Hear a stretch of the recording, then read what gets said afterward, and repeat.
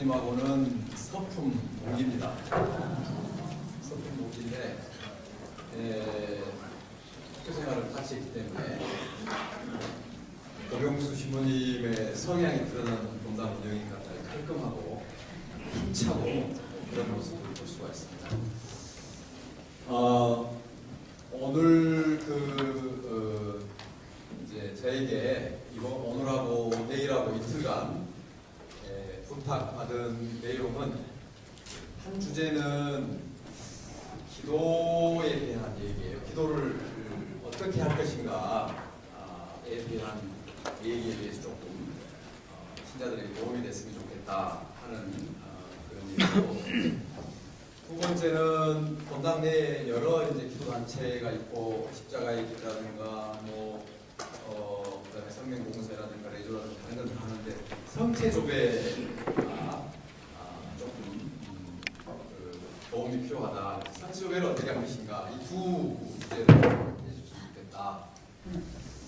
이런 내용으로 부탁을 받았어요.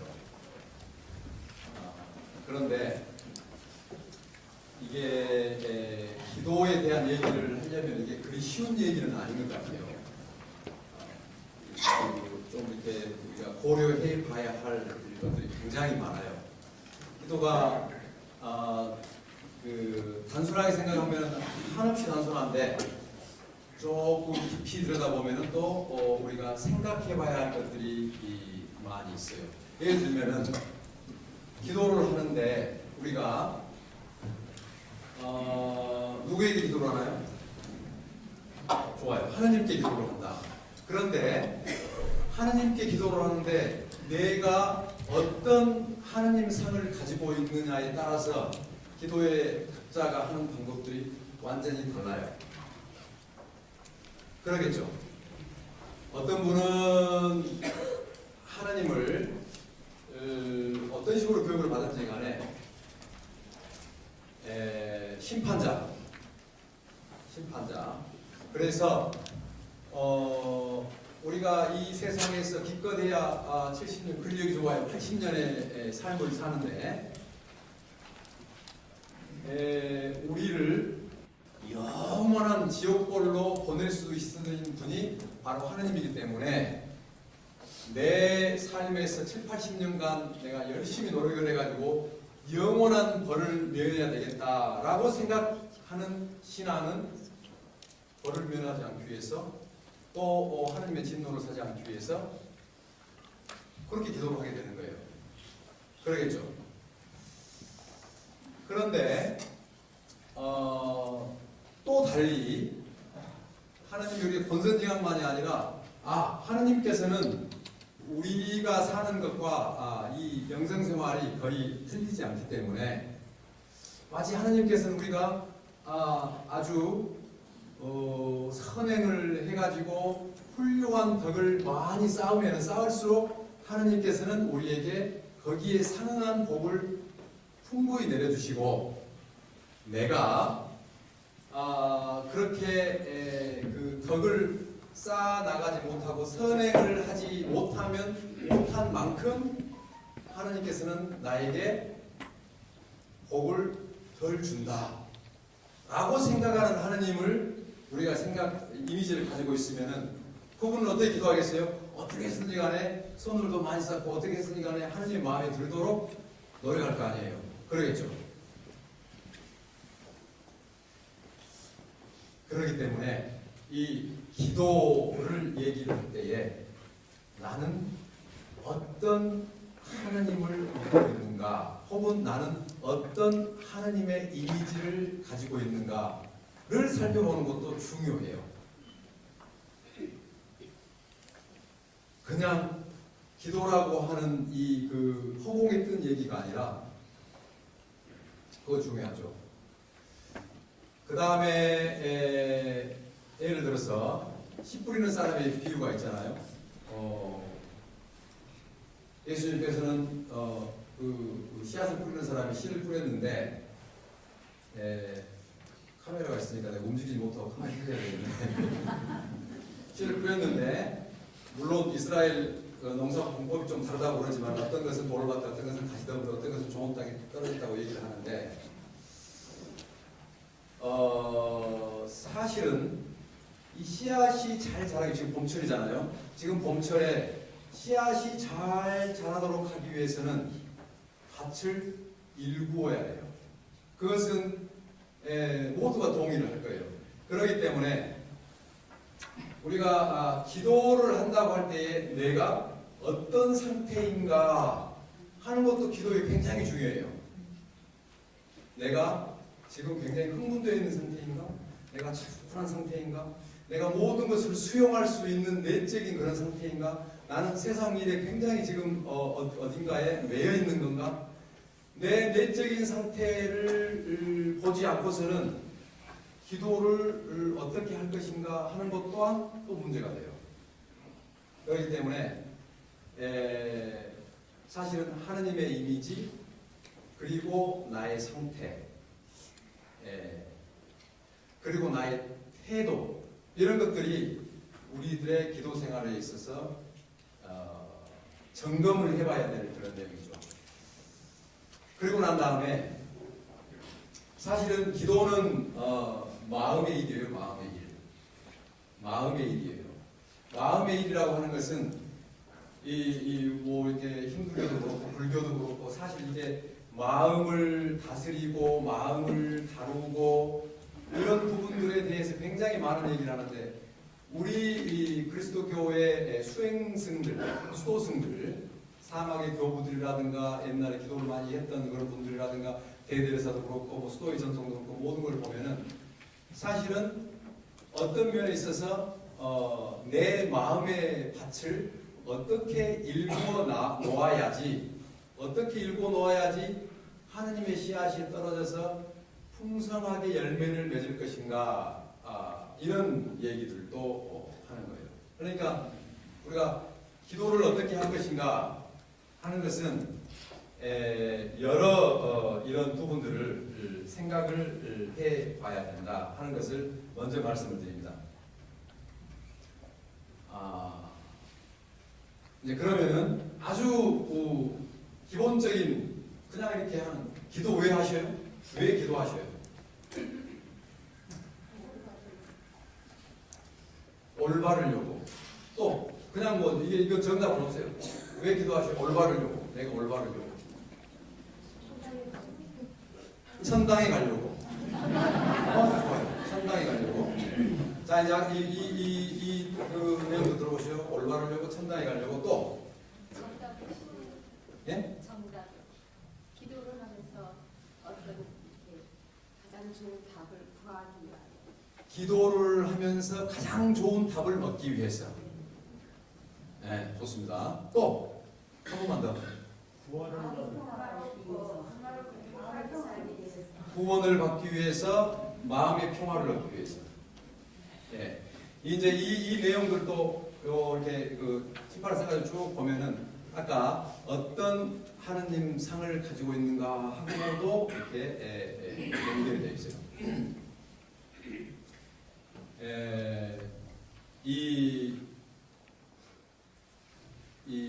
그 영적 지도라고 그러잖아요. 영적 지도. 영적 지도라고 하는 우리 그 가톨릭의 오래된 전통이 있어요.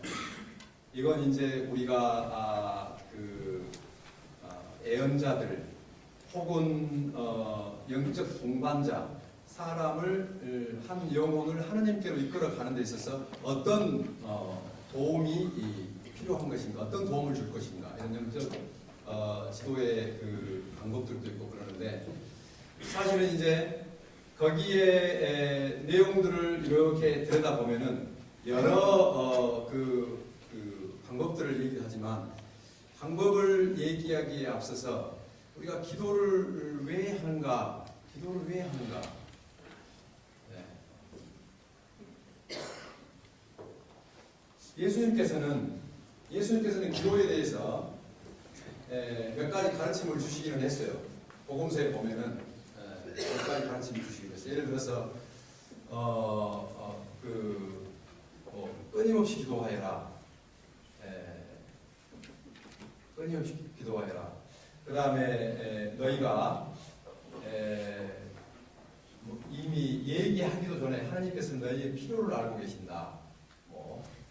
그다음에 주님의 기도도 가르쳐주고 청혼 기도도 가르쳐주시고 이렇게 또 예수님께서 기도를 하실 때는 기도의 태도라든가 이런 것은 겸손되게 또 남이 보지 않는 곳에서 이미 얘기를 하지 않더라도 하나님께서는 너희가 무슨 얘기를 할지 벌써 알고 계신다. 우리들의 마음을 환히 알고 계시는 아버지 하나님에 대해서 이렇게 얘기를 했어요. 그런데 아까 영적 지도를 하면서 신부님이 됐건 수도자가 됐건 간에 영적 지도자가 기도하고 있는 수행자들을 바라봤을 때 이 사람은 지금 어디 부분에 매여 있구나, 어디 부분을 건너뛰지 못하구나 하는 이런 것들을 발견했을 때 거기에 그 장벽들을 이렇게 하나씩 쳐주면은 거기를 뛰어넘고 하는 그런 것들이 있었죠.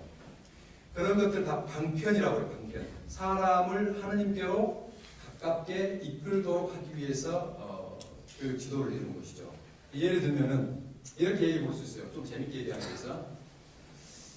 어떤 사람한테는, 그러니까 아까 이제 우리들의 내면의 가치 어떠느냐에 따라서 달라질 수가 있는데, 어떤 사람한테는 천당과 지옥을 얘기를 해야 되는 사람이 있어요. 사는 것에 대해서, 그 다음에 영적인 것에 대해서 전혀 이렇게 관심을 두지 않고 오로지 세상의 일에 매여서 이게 전부다라고 살아가는 사람들에게 있어서 어떤 경우는 천당과 지옥으로 이 우리들의 현실을 설명해야 될 때가 있어요. 그래서 사실은 우리가 이 세상의 삶만이 아니라 이 세상의 삶이 끝나고 나면은 영원한 삶이 있는데 그 영원한 삶에서 우리가 영원한 행복을 누릴 수 있느냐, 아니면은 영원히 어둠에 갇혀 있을 것이냐 하는 것은 사실은 지금 우리가 어떻게 사느냐에 따라 달려있다. 그래서 우리는 영원한 어둠, 영원한 지옥벌, 영원한 그 어둠의 세계로 가는 것보다는 영원한 빛을 향해서, 은총을 향해서 가는 삶을 살아야 된다라고 얘기를 할 때 어떤 사람은 고개를 끄덕끄덕하면서 그래, 사실 내 아버지도, 내 아버지의 아버지도, 내 아버지의 아버지도 세상에 태어나서 죽고 앞으로도 계속 이어질 건데, 그런 면에서 본다면은 영원한 시간이라고 하는 것을 우리가 인지할 수가 있는데, 내 삶에서 7, 80년 이렇게 지내면서 이거 우리가 정말 열심히 살아야 되겠구나 이렇게 얘기할 수가 있는 거죠. 파스칼이 빵세에 그런 얘기를 했어요. 우리가 수학적으로 그냥 기하학자니까 이 점과 선은 차원이 다르죠. 한 차원이 다르고 1차원 점과 쭉 끊는 그 선은 한 차원이 다르고 면은 선들로 이루어지지만 3차원, 그렇죠? 공간은 4차원 세계가 되고, 그런데 이 선에 대한 개념은, 선은 점과 점 사이에 일직선상에 있는 무수한 점들의 집합으로 이루어진 것을 선이라고 해요. 그런데 아무리 많은 점을 찍어도 이쪽 점에서 이쪽 점까지 아무리 많은 점을 찍어도 현미경, 광학현미경 이렇게 보면은 점과 점 사이는 연결될 수가 없는 거예요. 차원이 달라요. 차원이. 점과 선은 그렇게는 보이지만 그 차원이 달라요. 아무리 많은 선을 갖다 대도 면을 만들지는 못해요. 차원이 다르는 거예요. 아무리 평면을 많이 갖다 놔도 공간을 만들지 못해요. 그래서 차원이 다르다 하는 것은 1차원과 2차원과 3차원과 4차원이 다르다. 그런데 파스칼이 그 얘기를 하면서 이 지식을 추구하는 사람들이 생각했을 때는 지식이 생각하는 사람들을 이 생각했을 때는 그러니까요, 사랑하는 사람, 지혜를 추구하는 사람, 세상의 부를 추구하는 사람, 이 사람들은 각각 차원이 다르다. 예를 들어서 내가 열심히 일을 해가지고 돈을 벌어요. 경제활동을 하고 노동을 해가지고 물질적인 어떤 그 풍요로움을 추구를 해. 그래가지고 돈을 벌어. 그러면 내가 활동을 하면서 돈도 벌고 부도 쌓고 이래. 그러니까 기쁨이 있어, 기쁨이. 근데 이 사람들이 이해가 되지 않는 사람은 파스칼의 당시에 옛날이죠. 도대체 골방에 앉아가지고 뭘 책을 들여다보고 무슨 공식을 만들어내고 이 지식을 추구하는 사람들을 이해를 못한 거예요. 이해가 안 돼. 왜냐하면 그때 당시에 어떤 원리를 만들어내고 증명을 해내고 하는 것은 그 사람한테 기쁨은 있을지 모르지만은 호주머니에 돈이 안 들어오거든 이게. 그러나 나중에 자기가 만들어낸 증명이라든가 명제라든가 이런 것들이 사람들에게 인정이 됐을 때는 명예는 얻어요. 명성은 얻어. 아르키메데스의 원리, 뉴턴의 법칙 이렇게 하면은 오늘날에는 그게 돈일 수도 있지만 그때 당시에 아니 저 사람들은 앉아가지고 뭘 책을 보고 하는데 도대체 이게 옛날 어른들이 그러잖아요. 방에 앉아있으면 돈이 나오냐 뭐가 나오냐 밖에 나가서 일을 하라고 이제 하는 식으로. 그런데 이 지식을 추구하는 사람들이 또 이해 못하는 것은 지식을 추구하는 사람들은 자신들의 명예를 위해서 또 어떤 그 기쁨을 위해서 자기가 막 노력해가지고 뭔가를 얻어내는데 이 사람들이 이해를 못하는 사람들은 성자들이에요. 성자들. 아니 이 사람들은 자기의 어떤 것을 추구하기 위해서 사는 게 아니라 남을 도와주고 격려해주고 나눠주고 자비를 베풀어주고 이런 사람들은 도대체 그 안에 부가 생기는 것도 아니고 명예가 있는 것도 아닌데 그렇게 하면서 살아가는 사람들을 보니까 얼굴에 기쁨이 있어. 도대체 저 사람들은 이 지식을 추구하는 사람이나 물질적인 것을 추구하는 사람들이 봤을 때는 이해가 되지 않는다. 마치 점에서 선의 차원이 다르듯이 또 선에서 면의 차원이 다르듯이 물질을 추구하는 사람과 명예를 추구하는 사람과 성자들 간에는 서로 다른 차원이 존재하는구나. 그것을 이렇게 얘기를 해요. 서로 차원이 다르다. 그런데 그런 파스칼이 이런 얘기를 해요. 이제 수학 공식으로 수학자이면서 기하학자니까 이렇게 얘기를 해요. 우리가 100년이라고 해요. 우리 삶이 100년. 100년을 투자를 해서 하느님이 계신다 안 계신다에 갬블링을 한다, 도박을 한다. 어디에 내 삶을 걸 것인가. 그런데 내가 100년이라고 하는 내 삶을 하느님이 안 계신다에 걸었어요. 결론은 우리가 알 수는 없지만 결론은 하느님이 안 계셨어. 그러면 얻어지는 것은 100년이에요. 내 투자한 돈에 대한 100년의 삶이에요. 그런데 내 100년이라고 하는 이 삶을 하느님이 안 계신다에 걸었는데 하느님이 계셔버렸어. 그러면 내 삶은 완전히 꽝이야 이제. 그렇게 되는 거죠. 반대로 파스칼이 사실은 깨물림을 좋아했대.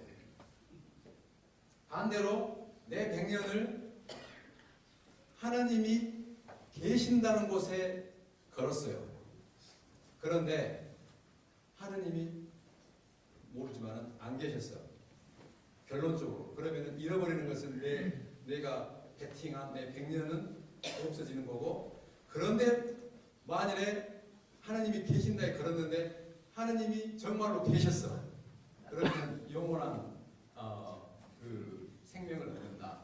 그래서 논리적으로 가능성과 잃는 것과 얻는 것을 생각해 봤을 때 내 삶을 여기에 거는 게 낫겠다라고 하는 이제 이런 그 명제도 만들어내기도 했어. 그러나 파스칼은 하느님을 이 지혜로서가 아니라 사실은 큰 체험을 통해서 파스칼이 하느님께로 돌아서는 그런 그 체험의 얘기도 방세에 있어야겠죠.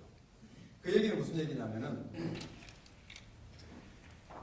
우리가 아까 얘기했듯이 지옥과 천당을 얘기를 했을 때에 사람이 아 그래 삶은 그렇게 살아야 되겠다라고 얘기를 해서 정말로 자기 삶을 회개 자기 삶의 길을 바꾸어서 정말로 보람되고 다른 사람에게 이롭게 이렇게 살아가는 그런 길로 들어설 수가 있다. 사람에 따라서.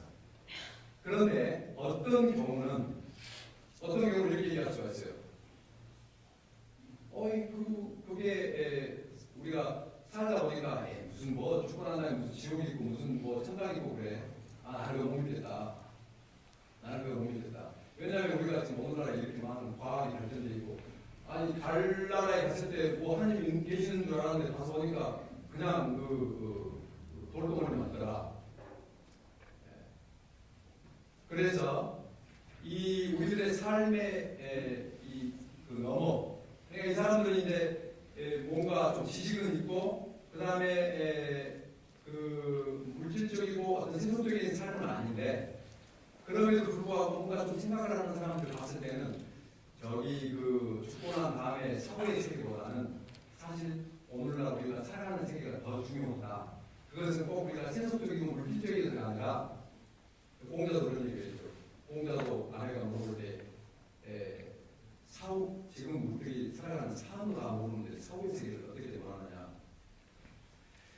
그래 그런 사람들한테는 천당과 지옥을 얘기할 때에 불붙는 지옥이 있고 온갖 진미가 흐르는 천당이 있고 얘기하는 것은 방편이 되지 않죠. 그런 사람에 있어서는 우리가 잘 아는 내용 있잖아요.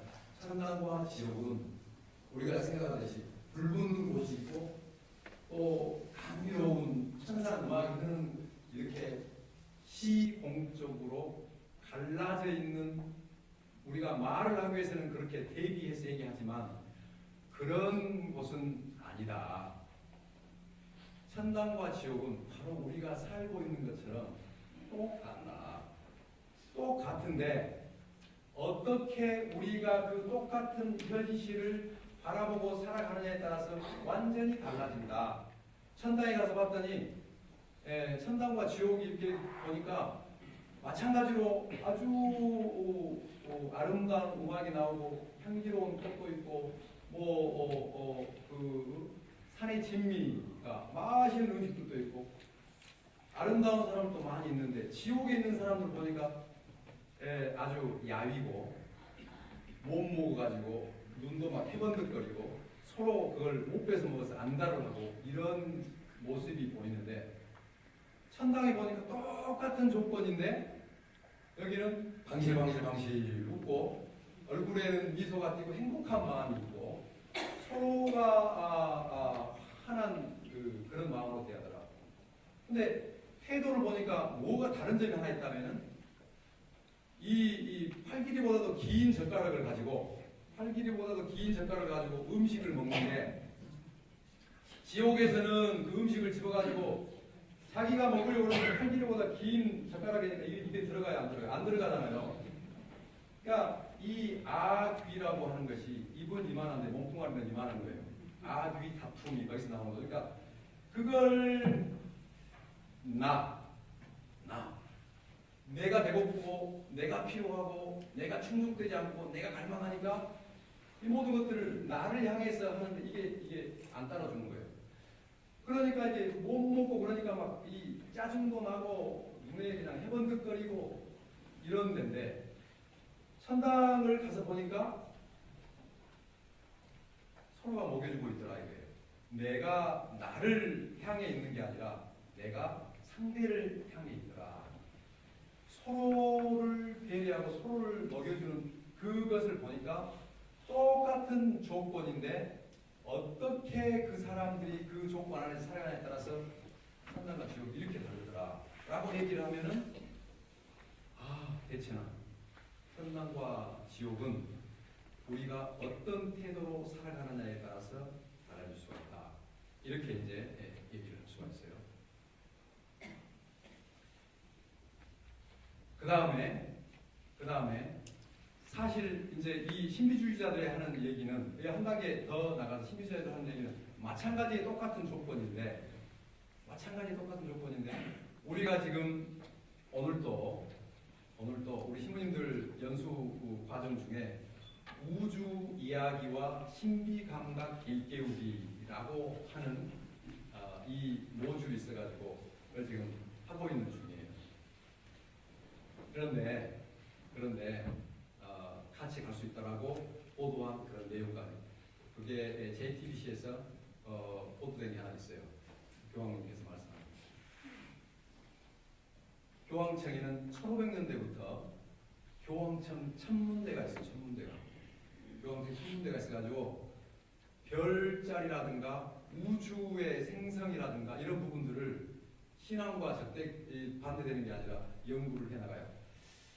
이제 이런 얘기를 하면 또 굉장히 이제 또 새로운 분야가 되기 때문에 일단은 나왔는데 어쨌든 신비가들이 볼 때에 이 우주의 질서라든가 우리들의 삶이라든가 생명의 신비라든가 이런 것들이 오늘날 과학자들이 얘기하는 양자, 광자,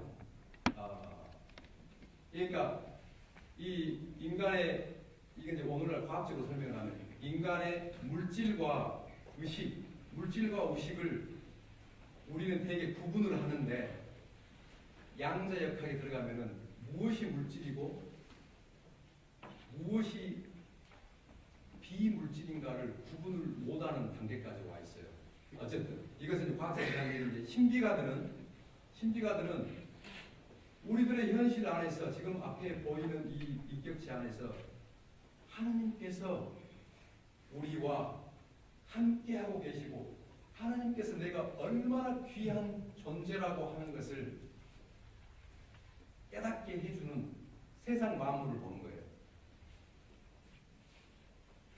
이스라엘의 한 이제 구루에게 제자들이 있는데 스승이 물었어요. 얘야, 어둠이 가고 새벽이 온다는 것을 어떻게 알 수 있느냐? 이렇게 물었어요. 스승이 물었어요. 네.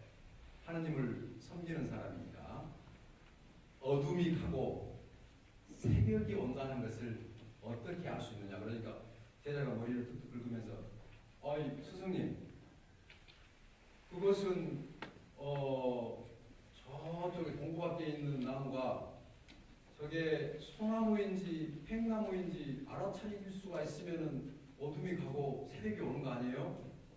아니다. 그래요? 너는 뭐라고 생각하느냐? 스승님, 저쪽에 뛰어다니는 것이 너루인지 고라니인지 구분할 수 있으면 훨씬 더 밝아지겠죠. 구분할 수 있으면 되는 거 아니에요? 아니다. 스승은 영적인 차원으로 물어본 거예요. 이제 우리가 물질 세계를 얘기를 하는 거죠. 그러니까 그럼 언제 어떤 게 어둠이 가고 새벽이 오는 겁니까? 너가 보는 옆에 있는 사람이 너의 형제 자매로 보일 때 비로소 어둠은 가고 새벽이 오는 것이다. 이렇게 얘기해요. 그러니까 우리들의 존재들이 서로가 경쟁하고 서로가 구분되어 있는 게 아니라 신비가들은 모두가 한 형제요 한 자매라고 마치 부활하신 예수님께서 사울이 박해를 하고 할 때 다마스커스에서 떨어져가지고 사울아 너는 왜 나를 박해하느냐? 사울은 얼토당토하는 얘기야. 누구십니까? 너가 박해하는 나다, 예수다. 그렇게 얘기를 해요.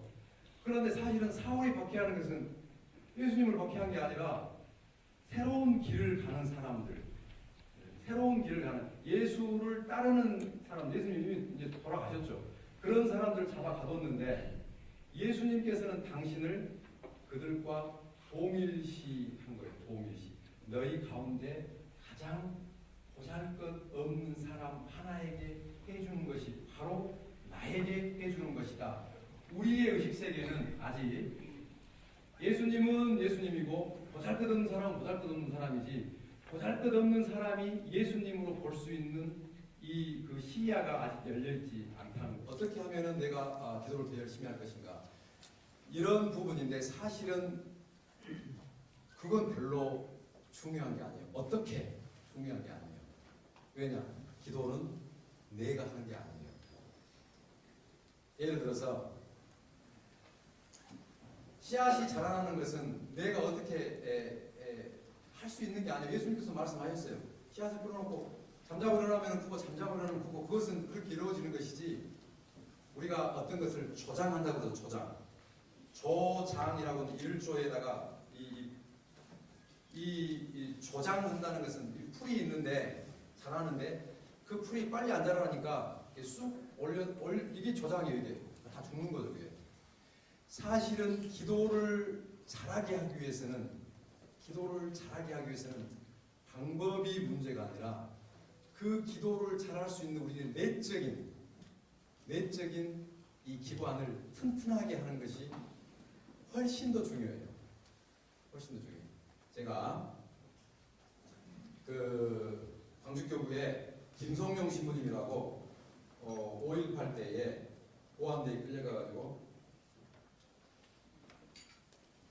고초도 당하시고 하셨던 분이 계시는데, 그 신부님이 이제 다녀오셔가지고 우리 신부들 사이에 그런 얘기를 했어요.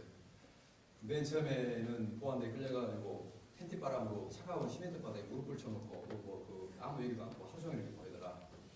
그래서 이제 밥이라고 이렇게 주는 거 보니까 시커먼 꽁보리밥을 주는데 자존심이 상해가지고 안 먹었다는 거예요. 며칠간. 근데 사람이 며칠간 안 먹으니까 막 이게 안 될 것 같아서 어쩔 수 없이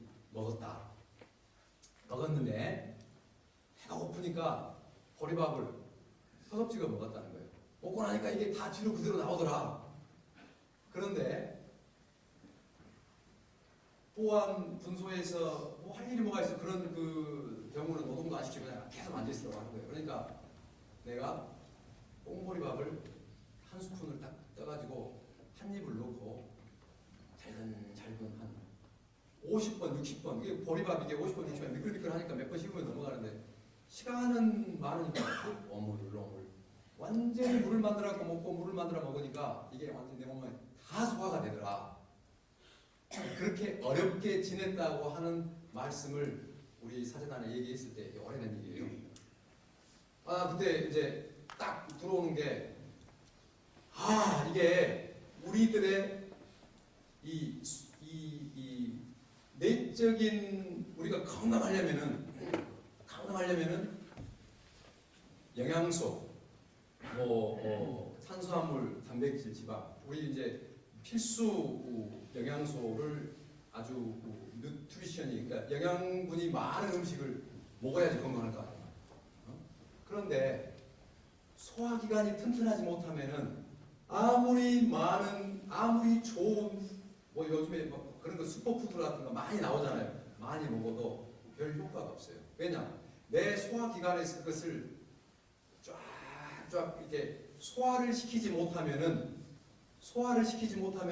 아무리 많은 좋은 것을 먹어도 다 뒤로 나오게 돼 있어요.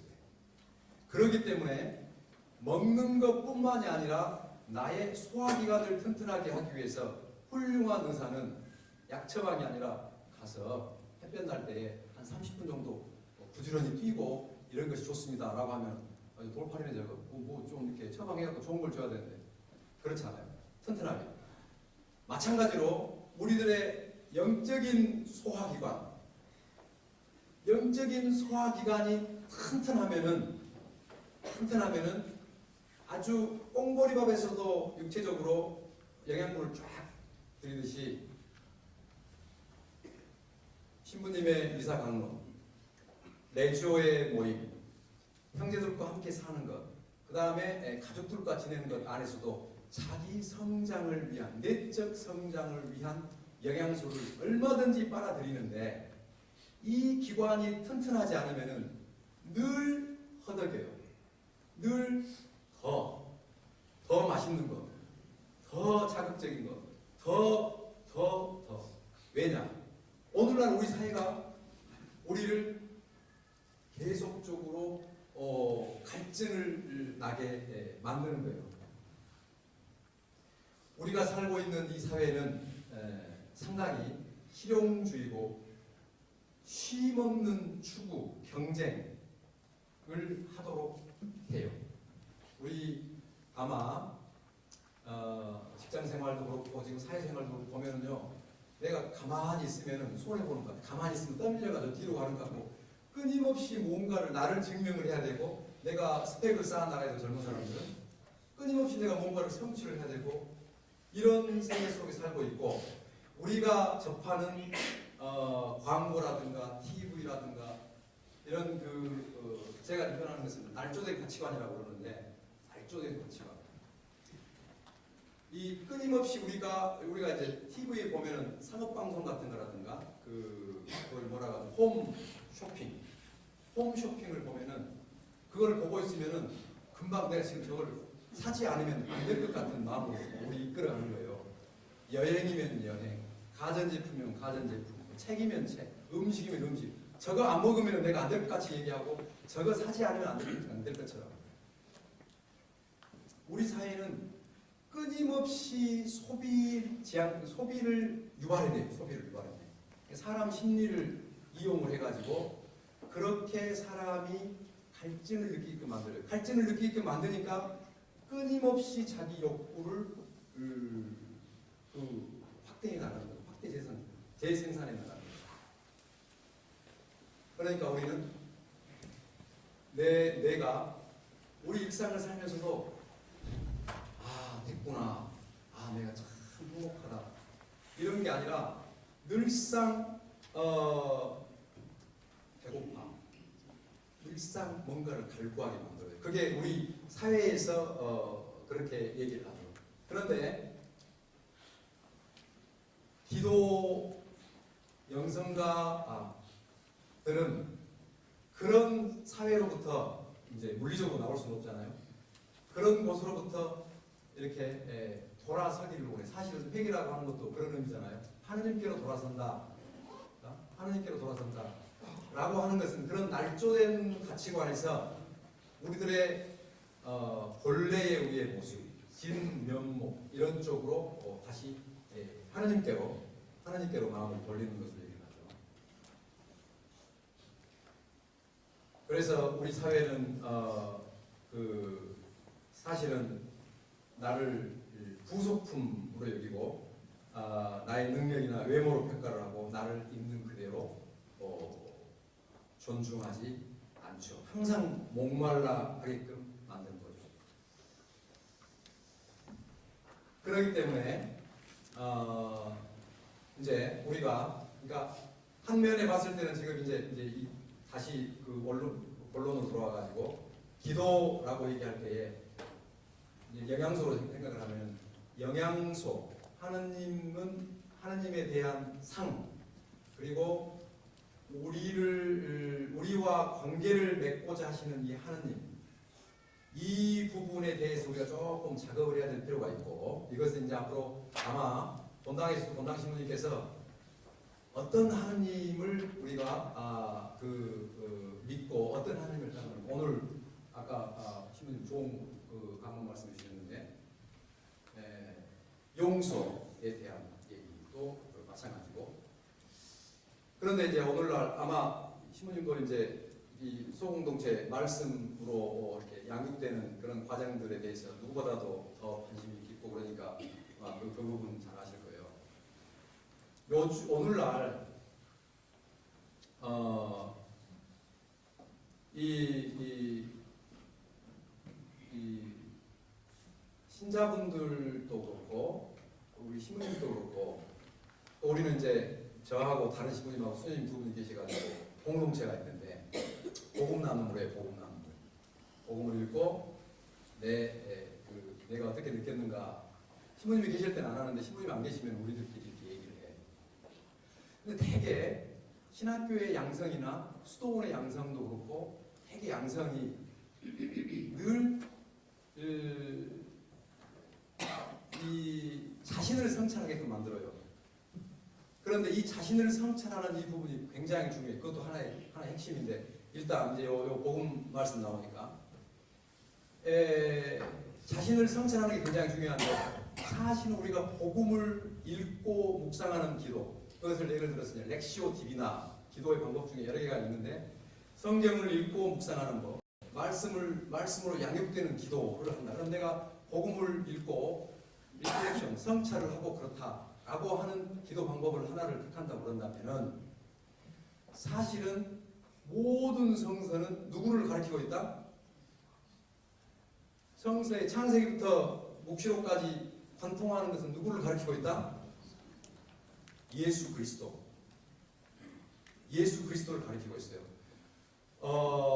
하느님이 누구이신가를 알려주신 분은 예수 그리스도의 삶을 통해서 하느님이 누구이신가를 알려준 거예요. 우리는 하느님 종교가 아니라 그리스도교예요. 그리스도교. 개신교도 그리스도교고 우리도 그리스도교예요. 그리스도교 안에 우리가 보편적이고 신앙 고백 안에서 우리가 캐톨릭 보편적이다라고 하는 캐톨릭이라고 하고 또 옛날에 천주 하느님을 천주라고 천주교 이렇게 얘기를 하지만 핵심은 예수 그리스도께서 알려주신 하느님을 믿는 거예요. 예수 그리스도를 빼버리고 하느님을 믿는다라고 하면 이 하느님이라고 하는 실체는 이게 부황부황해요. 그리고 왜냐하면 저기 그 무당들도 신을 믿는다고 그러고 옛날에 다 신을 믿는다. 그 신이라고 하는 것을 영어로 외국말로 하면 가시고 가시다 하느님이에요. 신이에요. 신을 믿는다고 그러는데 다양한 신들을 우리가 믿는 게 아니라 그 신이라고 했을 때에 어떤 신인가라고 했을 때는 예수 그리스도께서 우리에게 계시해 주신 하나님, 그 하나님을 믿는 거예요. 우리는 예수 그리스도를 빼고서는 우리들의 신앙의 이 기초가 기반 위에 있지 않는 것이죠. 그러니까 성경이 창세기부터 묵시록까지 이렇게 따면 구약은 신약의 예표라고 그러고 신약은 예수 그리스도의 복음 말씀 중심이고 복음 말씀을 따랐던 제자들의 행적이 이 서간이기 때문에 예수 그리스도가 누구인가, 예수 그리스도가 어떤 분인가, 예수 그리스도께서 어떻게 사셨고 무엇을 원하시고 무엇을 하려고 하셨고 하는 것이 기도뿐만 아니라 우리 신앙의 중심으로 딱 와 있어야 돼요. 이게 약화되고 다른 온갖 신심, 어떤 신심들이 있더라도 예수 그리스도를 모르면은 그리스도교 신자가 아니에요.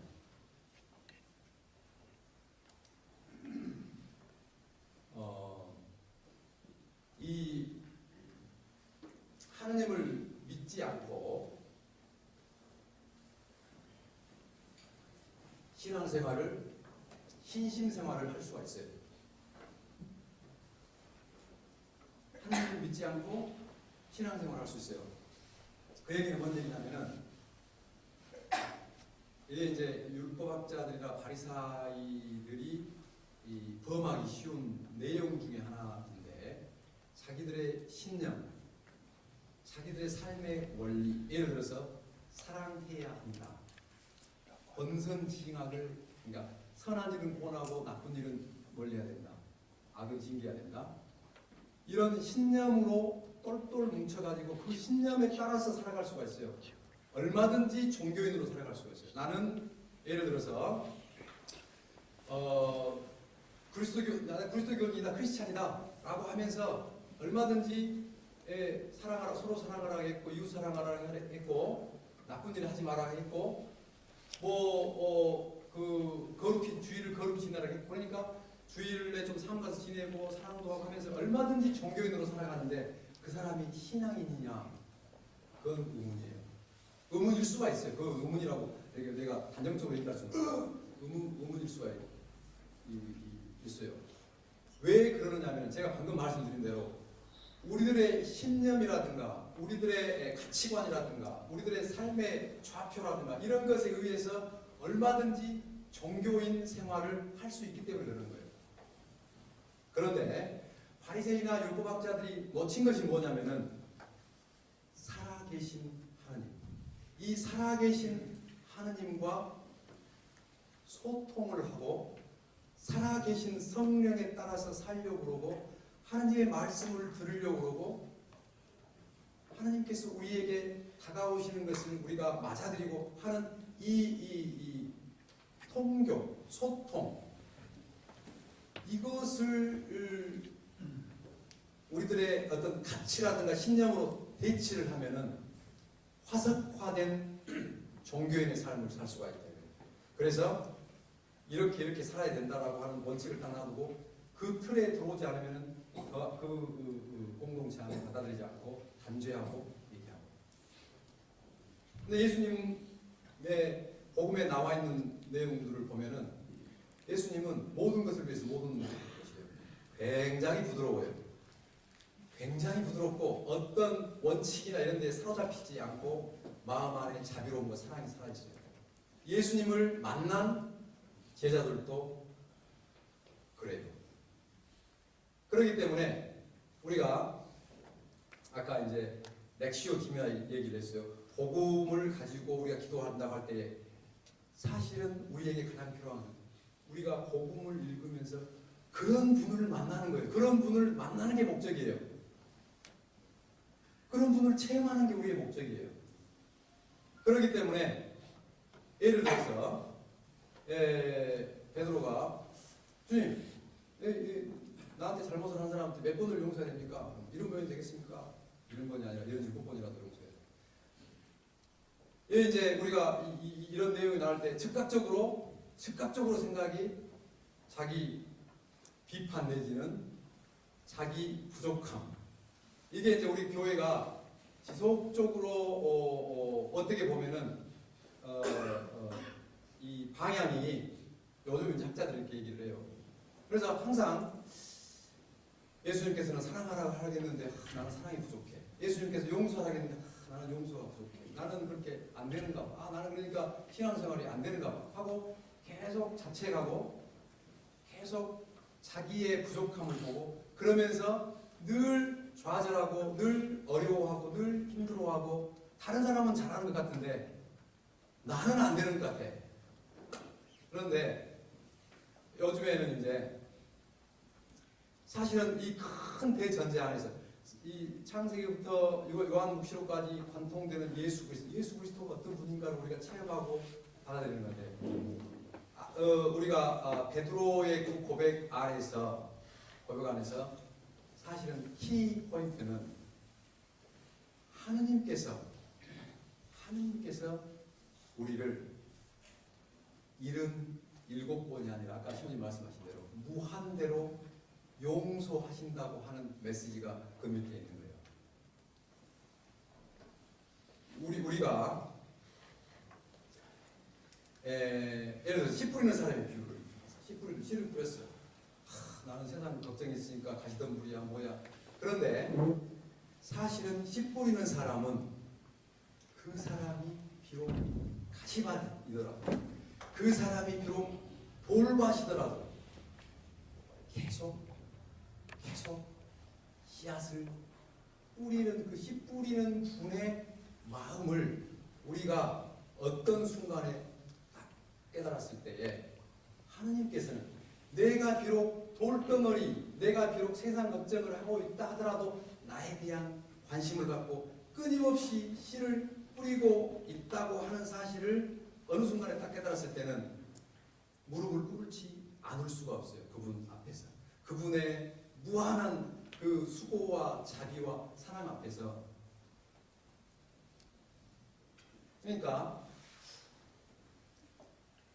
늘상 이제 우리는 이게 이제 아까 큰 대전제를 있어요.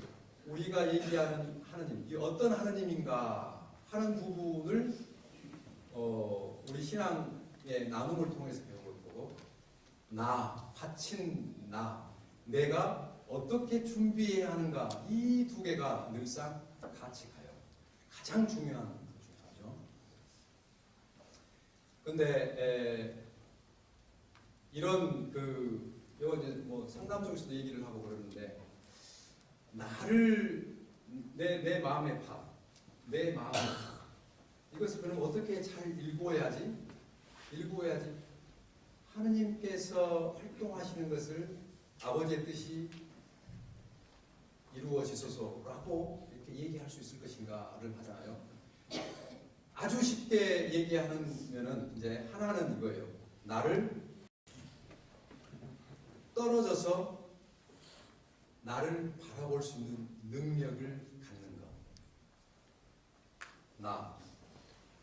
난데 내가 떨어져서 나를 바라볼 수 있는 능력을 갖추는 것. 이건 조금 훈련을 해야 될 필요가 있어요. 예를 들면은 이제 빅터 프랭클이라는 사람이 이런 얘기를 했어요. 자극과 반응 사이에는 간격이 있다. 그 간격이 우리를 자유롭게 한다. 이런 얘기를 했어요. 그 얘기는 뭔 얘기냐면은 우리는 굉장히 그러니까 모든 일에 있어서 그래요. 모든 일에 있어서 자극이 딱 들어오면은 반응이 바로 나가요. 자극이 들어오면은 반응이 바로 나가요. 누가 나한테 야, 이 이기적인 사람아 라고 얘기하면 갑자기 화가 확 나. 누가 나한테 얘기를 할 때 화가 나요. 앞에 운전하고 가는데 갑자기 누가 딱 끼어들면은 빵 하면서 저 나쁜 놈의 자식하고 반응이 바로 나와. 그죠? 남편이 아내에게, 아내가 남편에게 무슨 얘기했을 때 반응이 바로 나와요. 사실은 대부분 보면은 자극과 반응이에요. 자극과 반응이에요.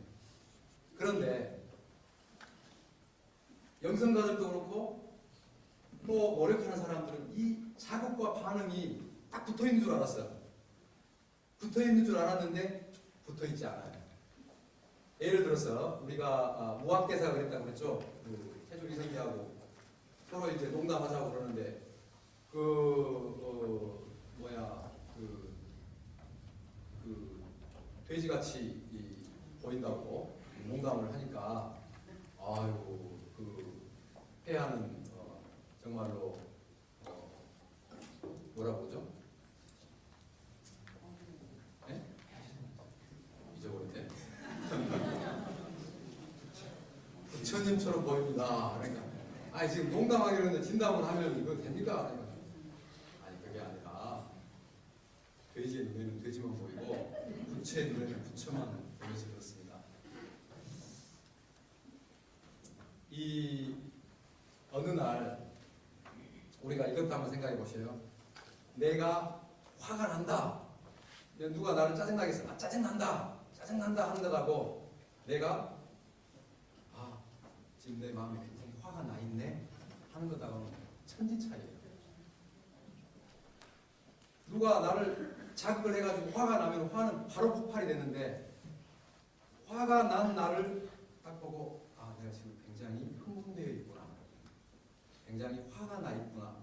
라고 내 자신을 한 걸음 물러나서 딱 볼 수 있는 이 능력이 크면 클수록 우리는 더 자유로워진다는 거예요. 좀 어려운 얘기기도 해요. 그러나 굉장히 중요한 얘기예요. 그런데 이것은 조금만 훈련을 해도 돼요. 우리가 기도의 효능이라고까지는 아닌데 여러분들이 딱 조용히 앉아가지고 호흡을 깊게 여러 차례 하면서 내 의식을 한 곳으로 딱 집중하면요, 내가 내 마음이 산란했던 마음들이 차분히 가라앉아가지고 어지간한 것에 내 마음이 이리 갔다 저리 갔다 이리 갔다 저리 갔다 이렇게 하지 않아요. 딱 잡혀져요. 잠심이라고 해요. 잠심. 이 잠심의 힘을 자주 길러야 돼요. 그러니까 이것은 어떻게 보면 가장 기초적인 것일 수가 있어요. 우리가 불교에서는 이 마음을 본성이라기도 하고 이 마음을 마치 성난 야생마처럼 어떤 때는 흙먼지를 일으키기도 하고 어떤 때는 막 뛰어오르기도 하고 어떤 때는 막 뛰쳐나가기도 하고 그러는데 이 마음을 잘 길들여 가지고 차분하게 가둬놓는 것, 이게 불교에서도 수행의 첫걸음이에요. 근데 내 마음이 막 어떤 때는 외롭기도 하고 어떤 때는 흥분되기도 하고, 이런 감정들이 내 마음 안에서 다 일어나는데 이런 것들이 불쑥 일어난다고 하더라도 차분하게 내 자신이 그러고 있는 내 마음을 볼 수 있는 이 힘, 이런 힘을 가지면 가질수록 나는 내 삶에서 즉흥적으로 응답하지 않고 훨씬 더 자유로운 삶을 살게 된다. 그 얘기는 뭐냐면 이제 그러면 그럴수록 내 안에서 성령께서, 하나님께서 활동하시는 것도 내가 내 본능에 따라서 응답하지 않고 내가 그분에 따라서 응답할 수 있는 힘들이 더 길러진다는 거예요.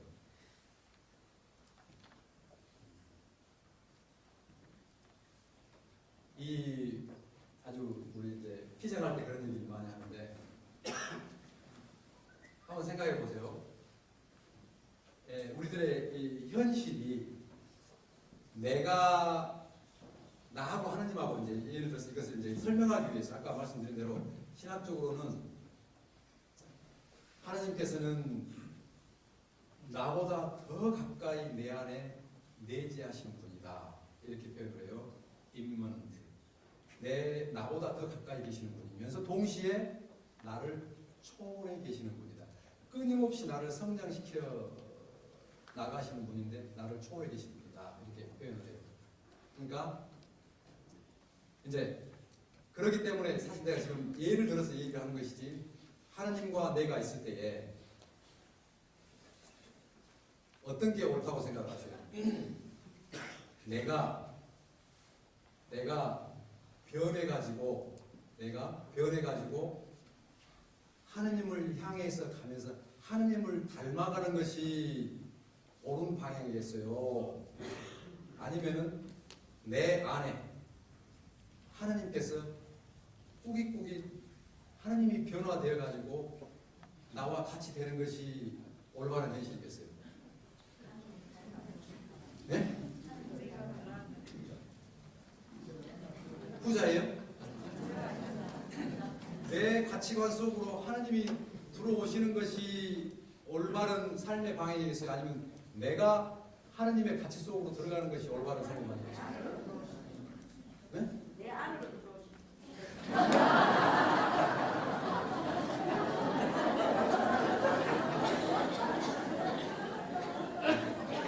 틀린 얘기도 아닌데, 그런데 이제 뭘 얘기, 내 질문 의도를 잘 못 알아듣는.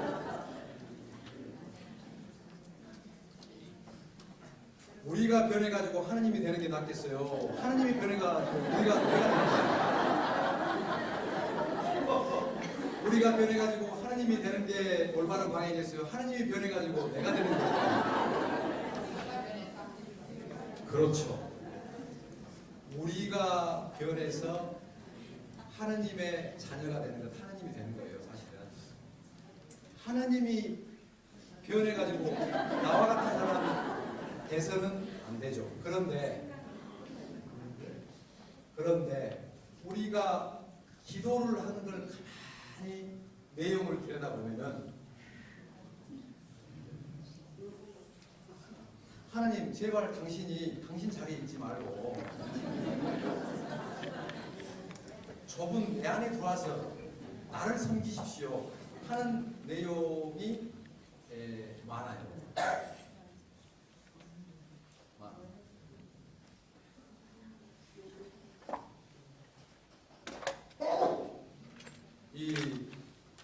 우리 요한 23세 교황님 영화 보셨어요 혹시? 요한 23세. 거기에 내용에는 아주 옥타비아누스하고 재밌는 얘기가 나오는데, 뭐 이런저런 얘기하니까 하나님께 성령께 기도를 많이 해야 되겠다고 얘기를 하니까, 성령께서 내가 하는 일을 도와주기 위해서 기도를 하는 게 아니라 내가 성령의 일을 기도해야 된다. 그러니까 지금 기본 자세를 얘기를 하는 거예요. 사실은 우리가 아버지의 뜻을 찾고 아버지의 비전, 그 전망을 공유를 하고, 그러니까 결국은 그 아버지는 예수 그리스도를 통해서 보여주시는 것이기 때문에 우리가 예수 그리스도께서 어떤 삶을 사셨고 어떻게 살기를 원한가 하는 것을 우리가 들여다보고 그걸 배우려고 노력하는 이 자세가 굉장히 중요하다는 거죠. 왜냐하면은 아버지께서는, 하나님께서는 우리가 표현하기도 전에 너가 무엇이 필요한지를 알고 있다. 예수님께서 이렇게 말씀하셨어요. 나에게 가장 필요로 하는 것이 무엇인지 하나님께서는 알고 있어요. 그래서 예수님께서는 기도를 할 때에 중언부언 이게 뭐 이렇게 하지 말아라. 왜냐? 알고 있다. 그렇기 때문에 골방에 들어가서, 혹은 골방이라고 하는 것은 나팔 불지 말하는 것이죠.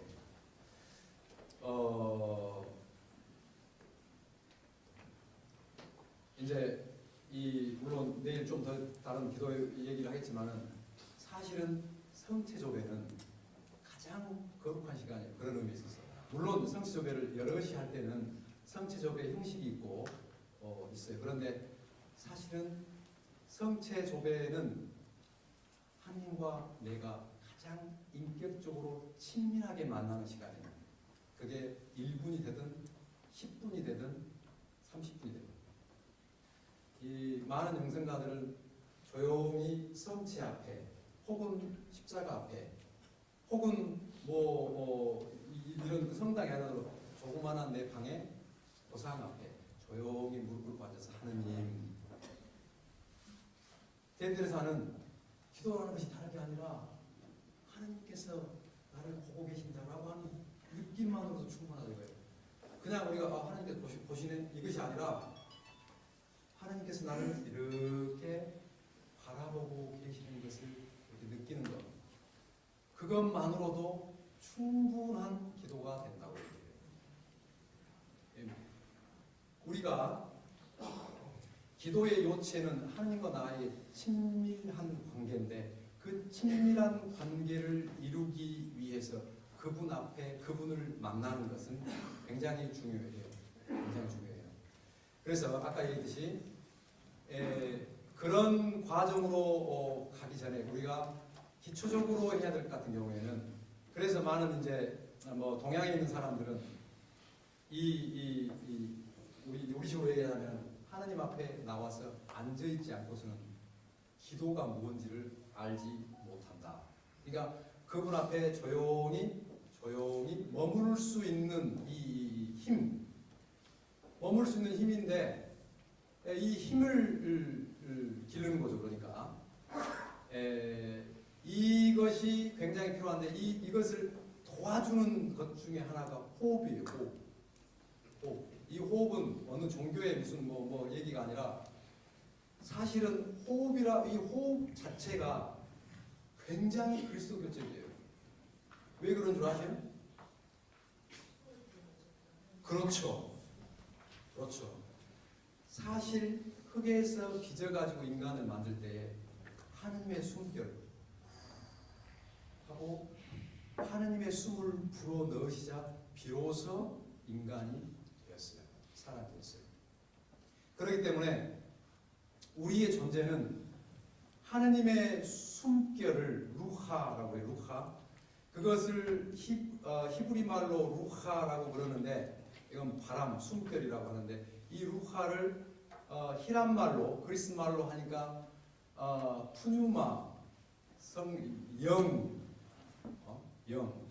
이 영은 이제 나중에 다루죠. 그러니까 이 영, 하나님의 숨결을 가지고 있는 존재예요. 그렇기 때문에 우리가 이 호흡을 가다듬는다 하는 것은 사실은 영의 세계로 가는 입구에 있고, 우리가 막 그 긴장되고 막 걱정되고 그러잖아요. 막 가슴이 두근두근 할 때, 나 우리 이제 조카 손주, 제가 8남매 중에 막내예요. 그러니까 위에 형들 누나들이 많아가지고 나는 애들이 많아가지고 또 조카들의 손주들도 많이 있어요. 그런데 얘네 막 이렇게 하면은 자 호흡 그러면은 몇 번만 딱 시키잖아요. 마음이 가라앉아요. 마음이 가라앉아요. 집에서도 그리고 성당에 와가지고 예를 들어서 이제 하나님 저 여기 왔습니다 라고 하고 호흡으로 당신의 현존을 가다듬습니다 라고 하고 깊이 숨을 들이마시고 내쉬고 심호흡을 몇 번만 하면 긴장이 쫙 이완돼요. 우리들의 육체와 영을 매개시켜주는 거예요. 지금 얘기를 들으면서도 한번 시도할 수 있어요. 차분하게. 흉부호흡이 아니라 가슴이 이게 아니라 배가 이렇게 배가 나왔다 들어갔다 할 이런 그 깊은 호흡, 이런 것들도 하나의 훈련일 수가 있어요. 하나의 훈련. 제가 여기 오름을 굉장히 좋아하는데 산에 올라가서 좀 지치잖아요. 그러면 복식호흡을 해요. 올라가면서 깊이 배까지 마시고 깊이 내쉬고 이렇게 하다 보면은 피곤이 금방 달아나요. 호흡이 가쁜 호흡을 하면은 산소가 몸 전체에 배분이 안 되기 때문에 육체도 조금 더 피곤한데 이 깊이 심호흡을 하면은 마음이 차분해져요. 그래서 사실은 불교든 뭐 무슨 뭐 요즘에 나오는 신흥종교들 많은 경우에 이 자세하고 호흡을 강조를 하고 얘기를 하는데, 우리가 지금 호흡을 얘기한다고 해서 무슨 신흥종교에서 얘기하는 게 아니라 원래 하느님의 숨결, 하나님의 숨결을 이 호흡이 비로소 우리를 인간답게 만든다고 하는 이것은 굉장히 그리스도교적인 것이고 성색인 거고, 그래서 그 호흡을 고르게 하면서 나를 준비시키는 것, 이게 필요하다. 자, 오늘 강의 잠깐 요약을 하고 질문 받겠습니다.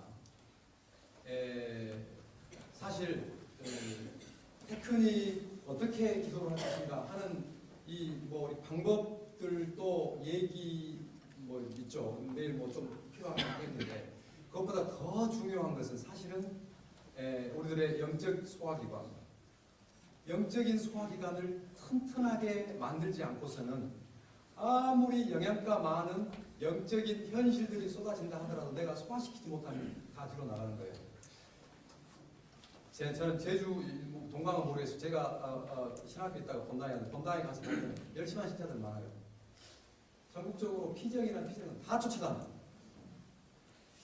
무슨 뭐 성교수님 쫓아. 나쁜 게 아니라 열성은 내가 본받을 만하고 칭찬 내줘요. 그런데 이게 그런 거 있잖아요. 빵 조금 먹고 더 던지고 조금 먹고 던지고, 이게 좀 깔끔하게 다 먹고 소화를 시키면은 이 어떤 한 피정에서 충분히 뭔가를 얻으면은 조금 그걸 되새김질하다가 또 지나고 난 다음에 또 하나, 이렇게 하면서 자기를 스스로가 성장시켜 나가야 되는데, 주체적인 힘이 없기 때문에, 주체적인 자기 역량이 없기 때문에 늘 기대요. 늘 누군가가 뭘 해주기를 바라고, 나는 아무것도 아니다, 나는 부족하다, 나는 이러면서 자기 안에 있는 스스로의 역량을 키워나가지가 못해요. 사실은 하느님이 가장 큰 찬미를 받는 것은 하느님께서 만드신 내가 성숙하고 자비롭고 아버지를 닮아서 보다 더 행복한 사람이 되는 것이야말로 하느님을 찬미하는 게 없어요. 뭐 내가 갖다 뭘 이게 아니라, 내가 하느님의 피조물인 내가 변해가지고 하느님께서 만족하고 나도 기뻐하고 하느님 감사합니다 할 정도로 내 자신을 만들어 나가는 것만큼 큰 찬미가 없는 거예요. 이것을 하느님과 별개로, 하느님과 떨어져서 하는 작업이냐? 그렇지 않죠. 그래서 이것은 이제 이 하나님께서 사실은 나를 그렇게 양성되고 변화되고 성장하기를 바라고 지금 이 현실 안에서도 부활하신 예수님께서 우리와 함께하고 계시면서 우리들의 귀를 열어주시고 마음을 열어주시고 우리가 성장할 수 있는 어떤 순간에 그것을 소화시킬 수 있도록 도와주시는 늘 임마누엘 너희와 함께하리라고 하신 그분을 믿고 그분을 함께하고 계신다. 그렇기 때문에 어쨌든 내 안에 내가 주도적이고 주체적으로 그러나 그것을 우리는 하나님과 내가 경쟁 상대가 아니에요. 경쟁 상대가 아니야. 하나님께 우리가 찬미를 드리면 드릴수록 내가 초라해지는 게 아니라 하나님께 찬미를 드리면 드릴수록 내가 누구인가 하나님이 누구인가도 깨닫지만 내가 어떤 존재인가를 더 깊게 깨닫게 되는 것이고 올바르게 나의 신비를 깊이 알면 알수록 그 신비 이면에 나를 감싸고 있는 하나님을 발견하게 됩니다. 나의 에고가 아니라 나의 욕망이라든가 욕심이라든가 나의 에고가 아니라 진정한 나의 본성, 내가 누구인가를 깊이 알면 알수록 우리를 휘감고 있는 거룩한 존재가 어떤 분이라는 것을 더 깊게 깨닫게 된다는 것이죠. 그래서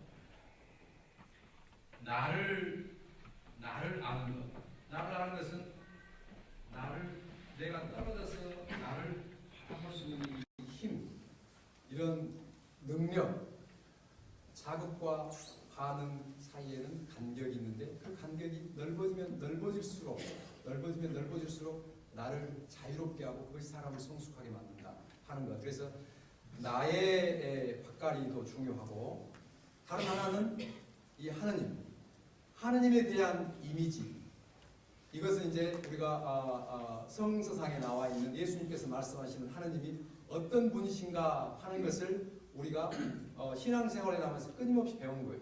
이 두 개의 큰 기둥을 내 삶의 신앙생활의 중심으로 삼아갈 때에 우리는 성장하는 것이다. 그렇죠.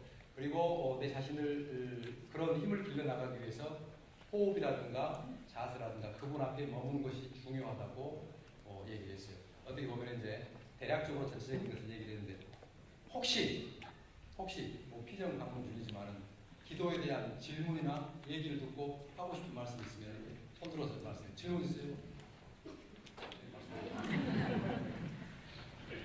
없으면은 오늘 좀 드셨어요? 끝내도 됩니까? 아니면